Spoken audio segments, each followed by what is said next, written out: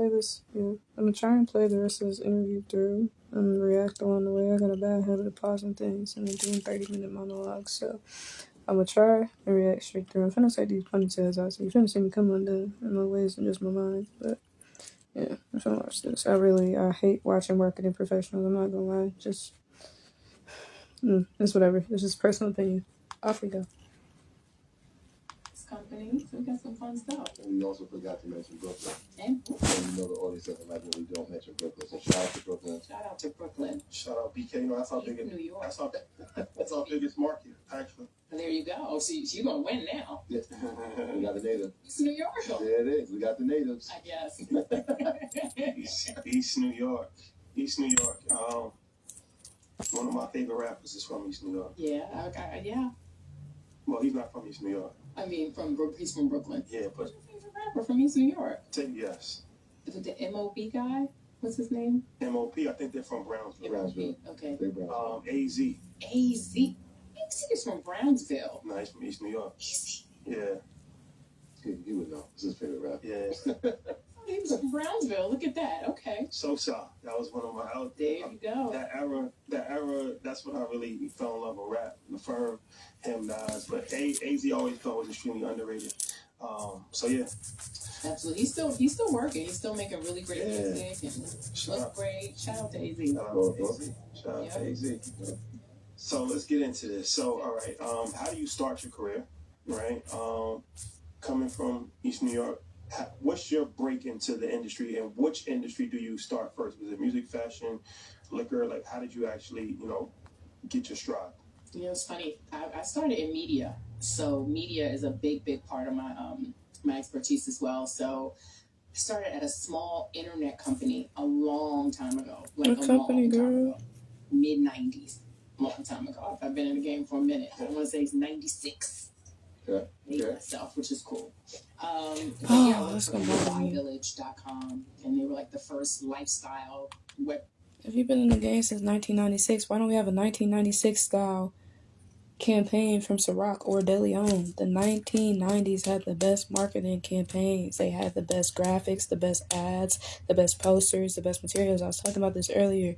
The 90s had the best marketing campaigns. Why do we not have anything from your era? That's what I hate. Niggas been in the game for 30 years. I'm a 30-year veteran. And where do you have, what about when you first started?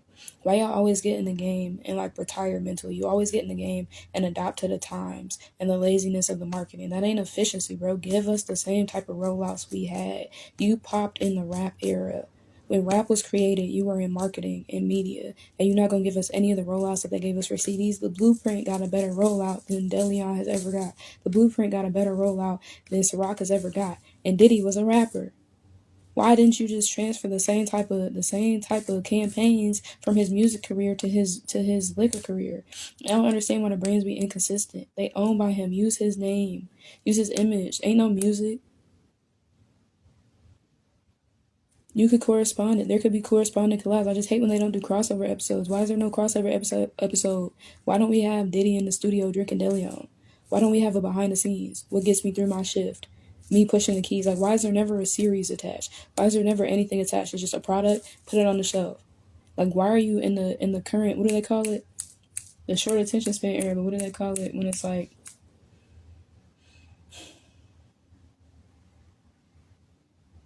I'm trying to think. I know they say everything has a short microwave era. Why is it a microwave era campaign? That's all I want to say. It used to be the oven era. And it's what they talk about, the psychology of the consumer. Some consumers used to like things that took longer to create. And now they just want everything to be microwavable popcorn. They want everything to be quick. I just don't understand. And it's going to bother me because I literally talked about this earlier. Why are campaigns not mimicking the campaigns of the 90s, the 80s, the 70s? Advertisement used to mean something. It bothers me that her career started in the 90s and we don't have one 90s related campaign, but it's owned by a 90s artist. Y'all had synergy in the sense that y'all both from the 90s. Why did neither one of y'all bring the 90s into your brand? And then it's if he said, can we do something from the 90s? And you said, no, I don't think it'll trend. Why are you trying to follow a trend? Why aren't you just trying to make a staple out of the brand? Why aren't you trying to give the brand some identity? Why can't you just make it so that there is something that is distinct about the brand? Like I hate the fact that every brand blends into each other. If you go into the liquor store, every brand is just liquor. Like there is no brand, it's just bottles. It should be a brand. You could have packaging. That also bothers me. Like, you could put Ciroc in a cardboard box. Like, you're allowed to put your bottles in boxes. It's not a separate license to put your liquor in a box. You could do rollouts. Why can't you put the poster around the bottle? Like, it's owned by a 90s artist. If you're gonna have a Diddy owned brand, why can't you just put a poster? Can you put something in the box? The box itself could roll out. You could put CDs in there. You could put a mixtape in there. You could do specialty boxes with iPod Nanos. You could do music interfacing. You could do the scan and it'll play this song. Track of the year, track of the month, track of the bottle. There's no specialized Ciroc flavors. It's just fruit. There's so many things you could do. Why aren't you doing liquors based off of mixtapes? Like how Snoop got the wine collection and he do it based off of like crimes. I can't remember what it's called. It's relevant, so I'm looking it up. I don't even know if I'm gonna make it through this whole thing before this TV go off because it cut off at midnight. But Snoop Dogg has a wine business, and it's what is it, 21 crimes, 19 crimes, something like that. And each bottle has a different case on it. Why don't y'all have that with music? Like, it's not even that these are hard ideas. It's just like if you didn't respect the era that you came up in, then you should say that. Because it's like you don't get to take the experience from the era and not translate the essence of it. And that's what bothers me. Y'all taking the experiences from the era and not the essence. I'm going to post that before I forget. This is one of my thoughts.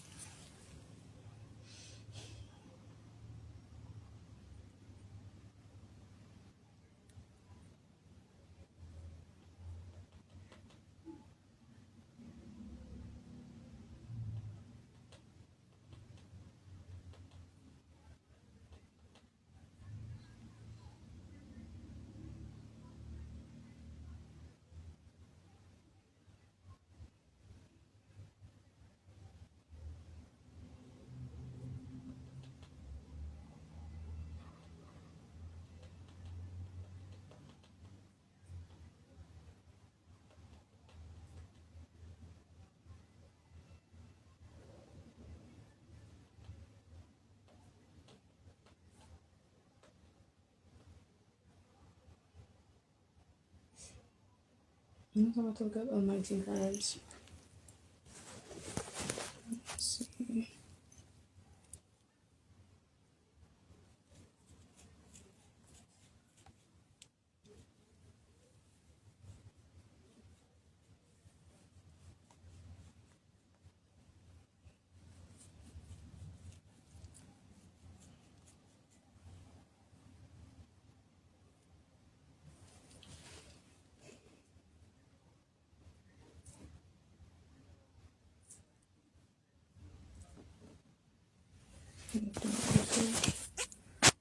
It's like my hair up. Okay. Anyway, this is what we got. That's the website. My birthday.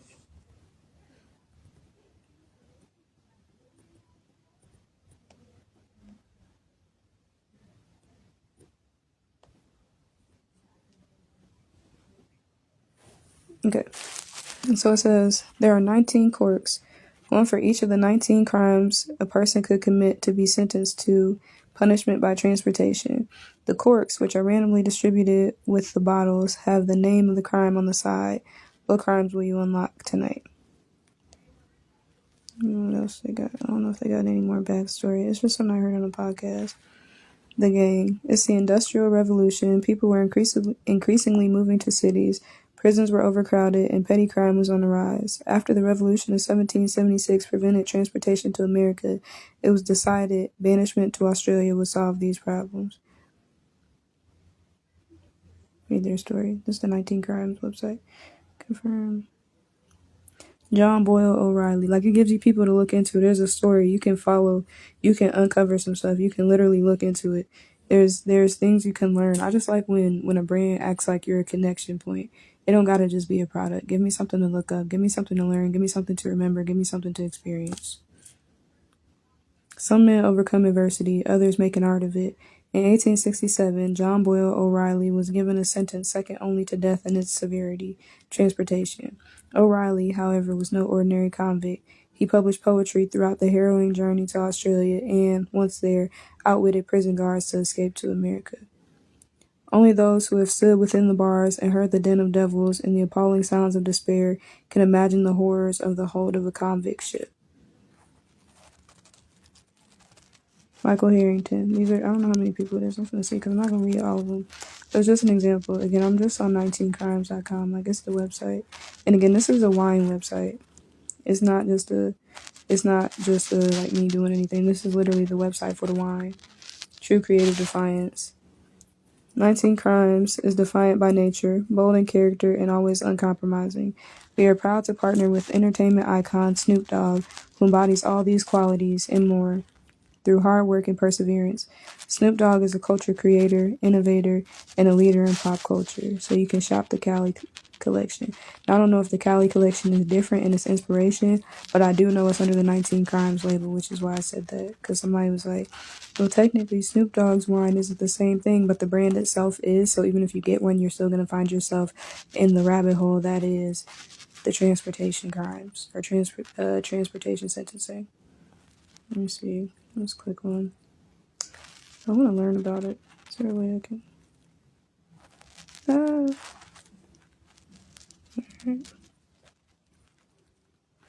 I don't know if this one has the same like backstory to it, but I know the other ones do. These are just reviews.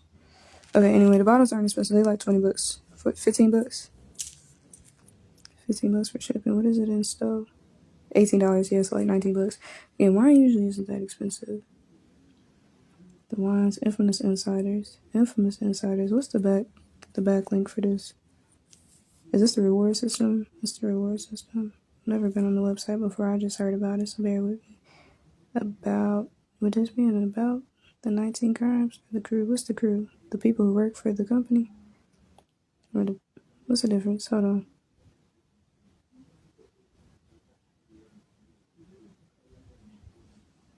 There's an AR experience. What's that? AR is augmented reality, so I'm trying to figure out if it's like you going on crimes with them or you going on like a historical tour. What's this? 19 Crimes turned convicts into colonists. Upon conviction, British rogues guilty of at least one of the 19 crimes were sentenced to live in Australia rather than death. This punishment by transportation began in 1787, and many of the lawless died at sea. For the rough, most of the people who got sentenced to transportation died. That's tough. For the rough, I don't know the word, prisoners who made it to shore, a new world awaited. As pioneers in a frontier penal colony, they forged a new country and new lives, brick by brick. This wine celebrates the rules they broke and the culture they built. It is kind of funny that they were evicted from the country for their crimes, and then they had to commit crimes to stay in the country that they were evicted to. It's just kind of weird. It's kind of funny. I'll have to think about this thought later. I'll be back on this website. Oh, it tells you the 19? Does it tell you the 19 quirks? So it's kind of like the Arizona thing, but instead of, Snapple caps, instead of fun facts, it's quotes. Yeah, okay. And it tells you what each quirk is, so they're not 19 random quirks. They're consistent. That's cool, too.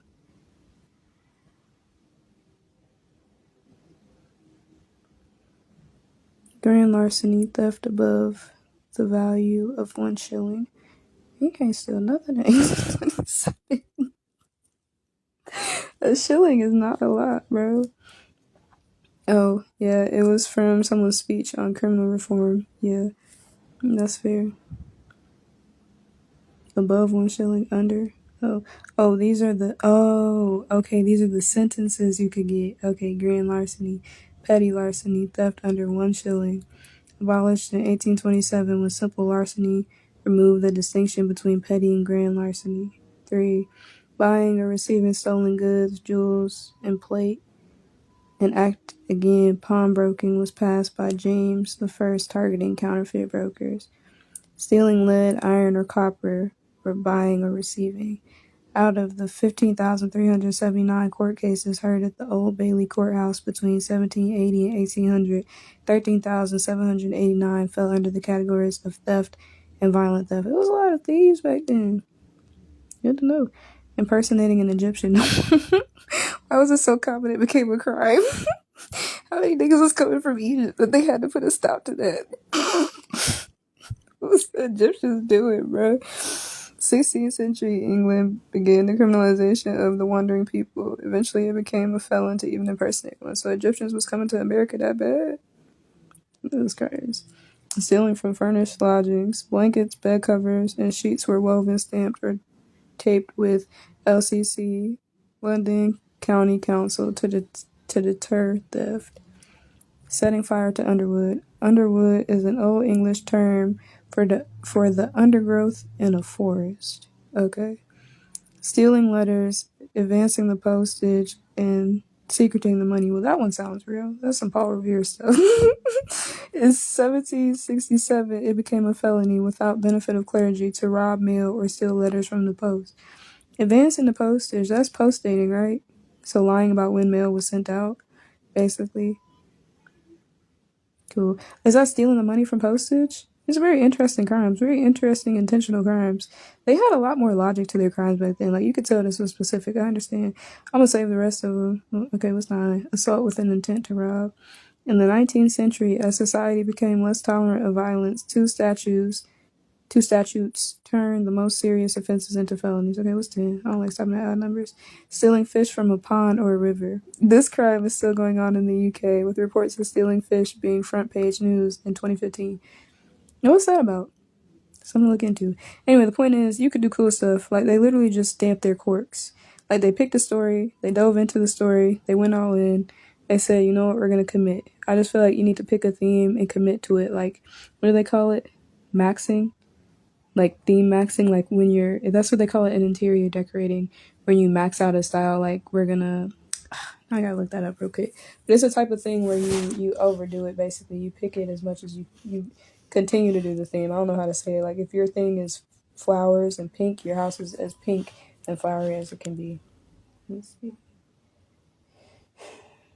Maxing. I know it's called something else, but I'm gonna have to do it this way. I wish I could tell what it was called. It's gonna bother me not knowing the word.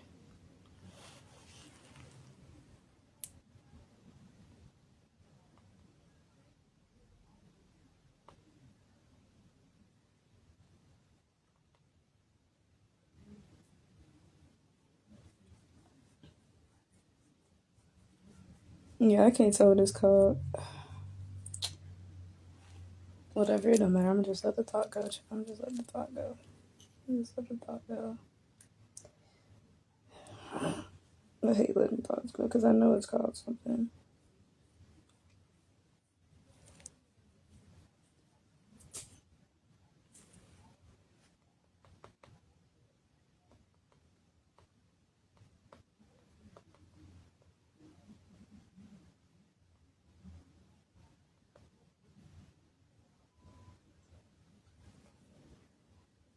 Maximalism? They have another one, but I'm gonna go maximalism. I'm gonna just go maximalism. I'm just go maximalism.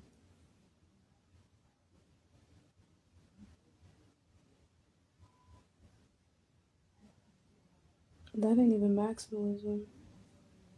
They do it in fashion, like on Project Runway. It's a thing that they do, and it's like the outfits are like known for being tacky, but that's the whole point of it. I'm looking up stuff on Pinterest. I'll show y'all, but ain't none of it relevant. I hate when my Pinterest recommendations ain't right because this ain't even it.